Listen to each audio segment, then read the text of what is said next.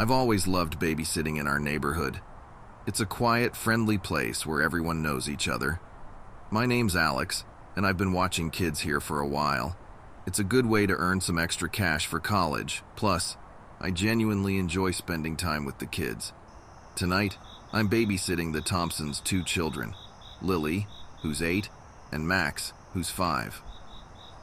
Their parents are off to a dinner party, leaving me in charge until late. The Thompsons' house, a cozy 2-story home, is just 3 blocks from mine. I've been here plenty of times, so I know my way around. As usual, the evening starts smoothly. We play some board games, I read them their favorite bedtime stories, and by 8 p.m., both kids are sound asleep.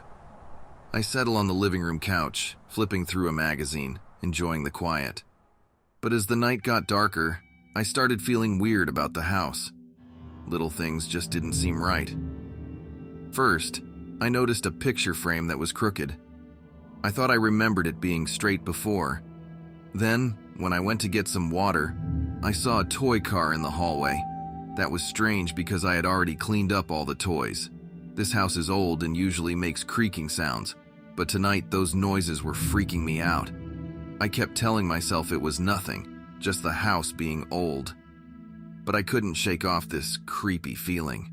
Shadows looked longer than usual, and the quietness felt too heavy. I tried to read a magazine to calm down, but I couldn't focus. The pages seemed to make too much noise in the silent house. Then, I heard something that really scared me, a scraping sound from the back of the house.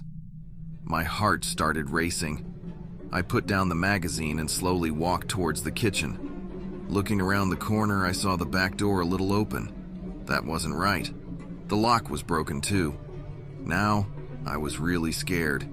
I thought about calling out, but I was too scared to let whoever was outside know I was there.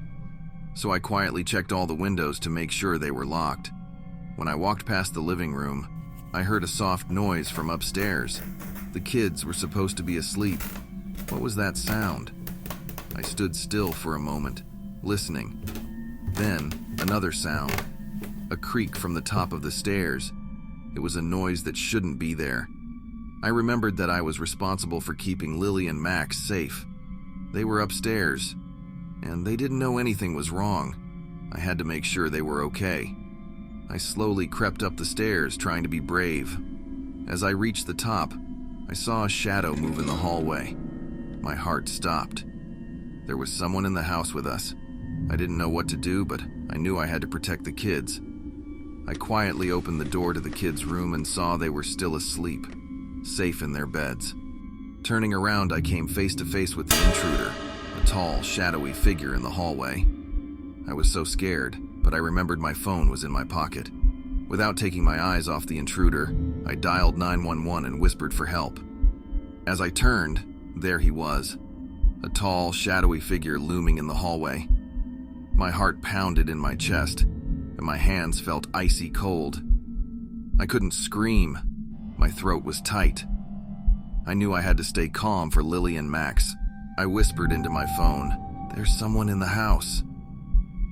The intruder took a step towards me, and every instinct told me to run. I moved back slowly, trying not to startle him or make any sudden moves. "Please don't hurt us," I said, my voice barely a whisper.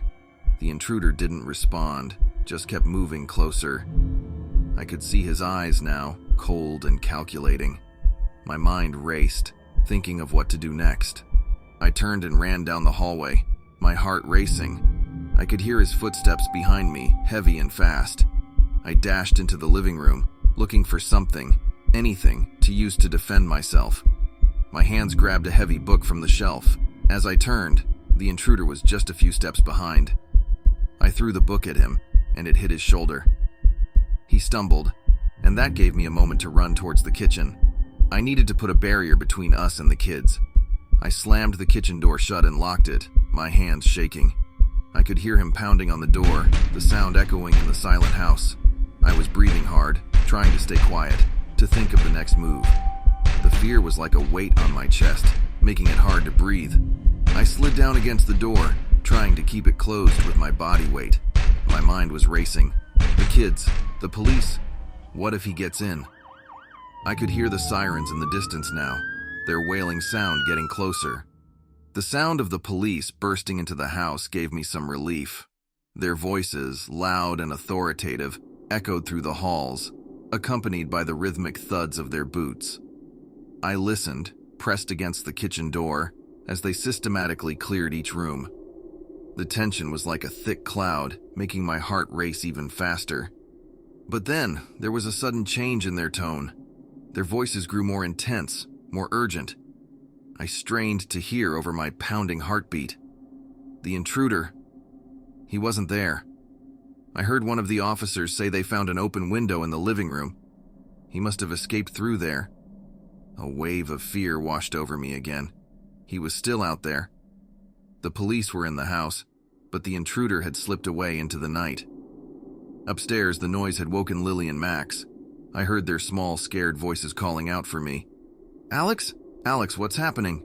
Lily's voice trembled with fear. Pushing off the door, I made my way to them.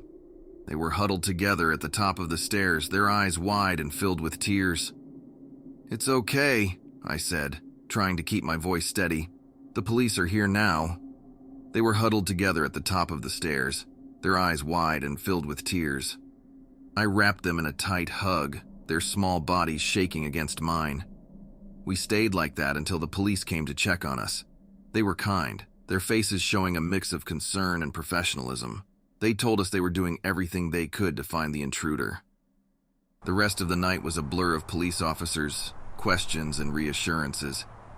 The children's parents rushed home, their faces etched with worry that turned into relief when they saw us. They hugged their kids, then me, thanking me for keeping them safe.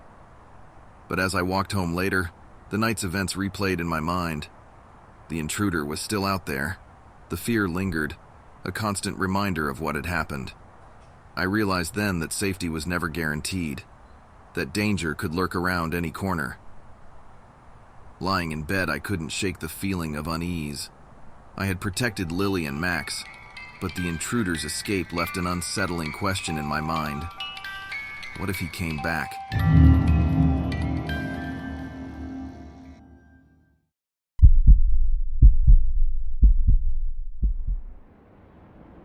My name's Jake, and I've always enjoyed the hustle and bustle of the city. Each building seemed to have its own life and tales.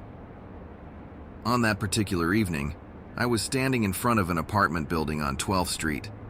It looked like any other building around, with warm light shining through the windows as the sun started to set.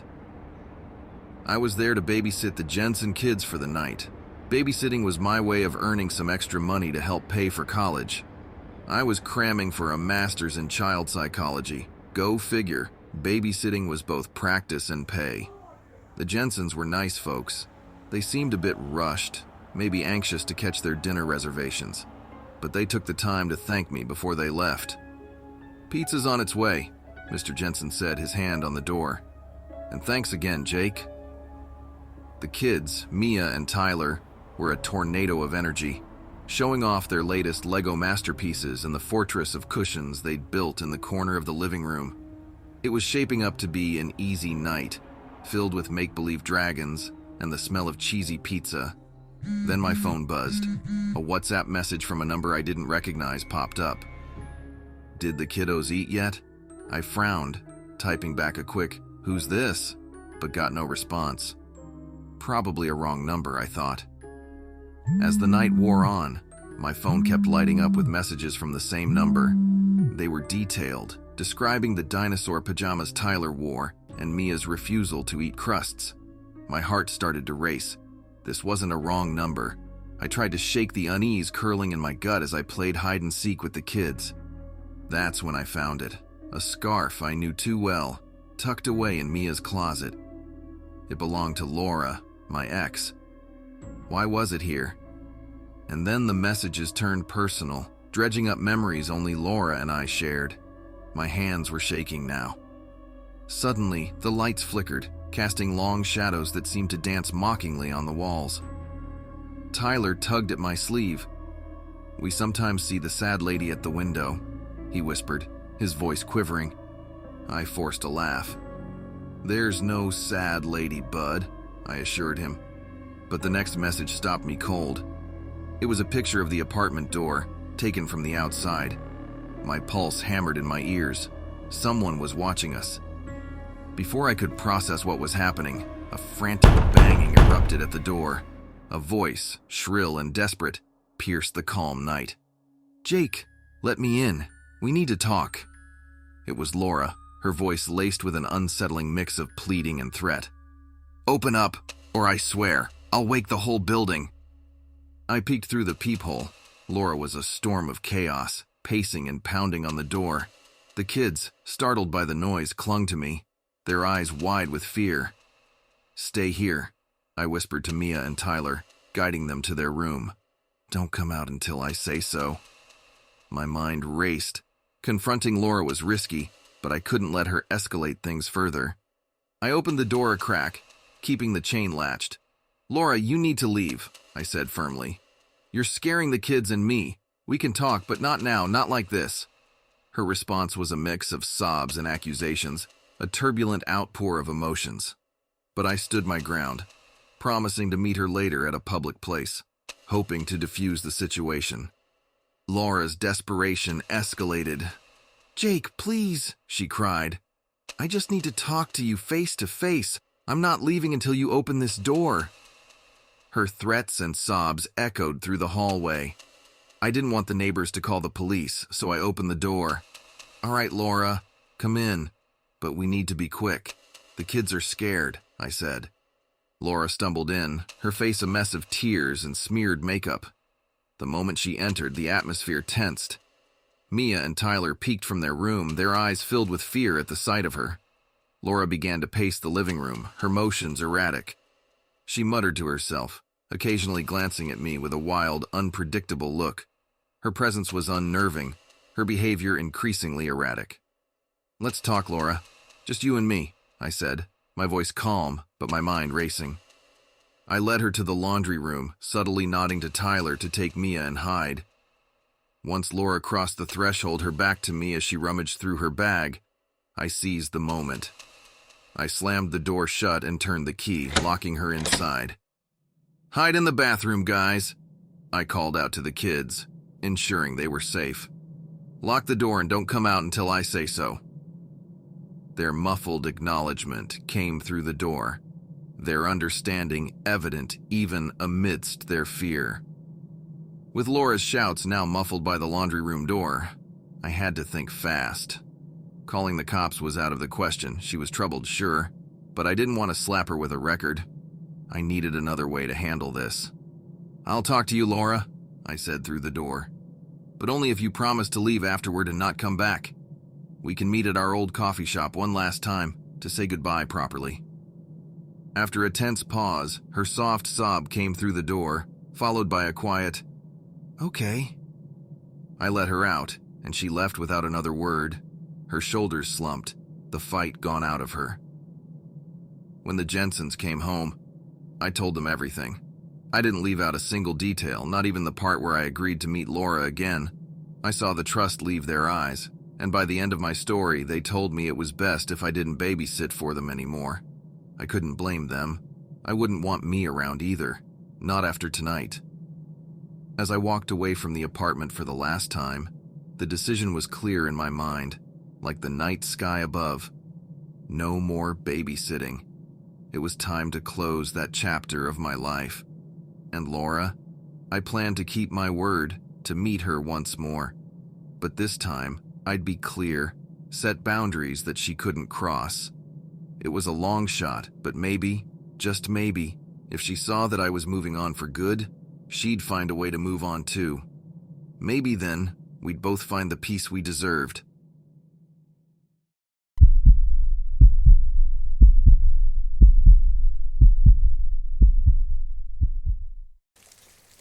I had always thought of the Harper house as the perfect babysitting gig. It was a comfortable two-story home painted a cheerful yellow, nestled at the end of Maple Street. The kids, Sophie and Jack, were what you'd call easy. Sophie, with her mop of curly hair, always had her nose in a book, while Jack, the quieter one, could spend hours building towers with his blocks. I'm Jamie, a college freshman currently saving up for a car, something that gets me to campus. The evening started like any other. Mrs. Harper, her hands full of purse and keys, gave me the rundown. Mac and cheese for dinner, no TV after 8, and the dreaded bedtime by 9. Mr. Harper, always in a suit that looked a bit too tight at the collar, patted my shoulder and said, "You're the best, Jamie. We'll be back by midnight." And then they were gone, the soft click of the lock leaving behind a comfortable silence. Dinner was a messy affair, with Jack starting a food fight and Sophie giggling at her brother's antics. But by 8, teeth were brushed, stories read, and lights out. I settled on the couch, scrolling through my phone until a soft thud from upstairs made me pause. Just the house settling, I told myself. But I checked on the kids anyway. They were both sound asleep, Sophie clutching her stuffed bear, and Max sprawled out like he'd battled dragons in his dreams. Back downstairs, I curled up with a blanket and started a movie. That's when my phone buzzed with a text from a number I didn't recognize. "How are the kids?" it read. I replied, asking who it was, but there was no response. 20 minutes later, another buzz. "You chose a good movie." My heart skipped a beat. This had to be a weird prank, right? I tried to call the number, but my call dropped. And when I tried to go online, I found out the Wi-Fi was down. I felt a sliver of unease slide down my spine. I locked the doors and texted my best friend Linda about the creepy texts. She joked that maybe it was a serial killer. I didn't find it funny. Then came another text. "The kids look peaceful when they sleep." That sent a chill through me. I raced upstairs, my heart hammering against my ribs. The kids were still there, still safe. I told myself it was just a stupid joke, but when I got back to the living room, the back door was cracked open. I was sure I had locked it. Panic clawed at my throat as I shut the door and turned every light on. A new message made my phone light up. "You shouldn't leave doors unlocked, Jamie. Anyone could get in." I was officially freaked out. Was someone watching me? Were they in the house? I called 911, but the line was just static. That's when I heard it, the dog next door barking furiously. It was followed by a faint whispering sound coming from the basement. I grabbed the biggest kitchen knife I could find and approached the basement door. It felt like every horror movie I'd ever seen was about to come true. With a deep breath, I flung the door open. The whispering stopped. "Jamie?" It was a voice I recognized. I flicked on the light to see Mike, Sophie and Jack's older brother. He was supposed to be at a friend's house. "I was just kidding around," he said, looking sheepish with his phone in hand. I wanted to be relieved, to laugh it off, but the fear had a tight grip on me. Before I could even think about getting mad at Mike, a new sound pierced the air, a sharp, jarring crash of glass from downstairs. Mike and I froze, our eyes locking in sudden understanding. This wasn't part of his twisted joke. The real nightmare was just beginning. "Upstairs now," I whispered fiercely, fear sharpening my voice. We tiptoed as fast as we could, the kids' eyes round with confusion and fright. Every creak of the floorboard sounded like thunder in my ears. I could feel the intruder's presence, a menacing shadow creeping through the house below. Reaching the master bedroom, I ushered them all into the walk-in closet. It was cramped, filled with the scent of leather and mothballs. "Stay quiet," I mouthed, holding a finger to my lips, their nods barely visible in the dim light. My hands trembled like leaves in a storm as I pulled out the emergency contact card. The numbers blurred as I dialed, praying for the Harpers to pick up quickly. With every ring, I could almost hear the intruder moving closer, a prowling predator in what was supposed to be a safe home. When Mrs. Harper's voice finally answered, it sounded like the most beautiful melody. "Help us," I whispered, the fear in my voice a stark contrast to her soothing words of reassurance. In that dark closet, with 3 scared kids clutching at my sleeves, I held on to the hope that help was just moments away. It felt like hours crammed in that closet, the kids' silent tears making my heart ache. But then we heard voices, authoritative and loud. The police. When Mrs. Harper pushed the bedroom door open, her eyes were wide with fear that turned into relief when she saw us. "You're my hero," she said, pulling me into a hug. The burglar was caught, a neighbor later told us, trying to jump the fence. Mike apologized to his parents, to me. He'd learned his lesson. We all did. Fear had gripped me, but I didn't let it win. I had kept the kids safe. I had been stronger than I ever knew. The Harpers drove me home, and when I lay in bed that night, the adrenaline finally fading, I felt different. Maybe I was brave. Maybe I was just lucky.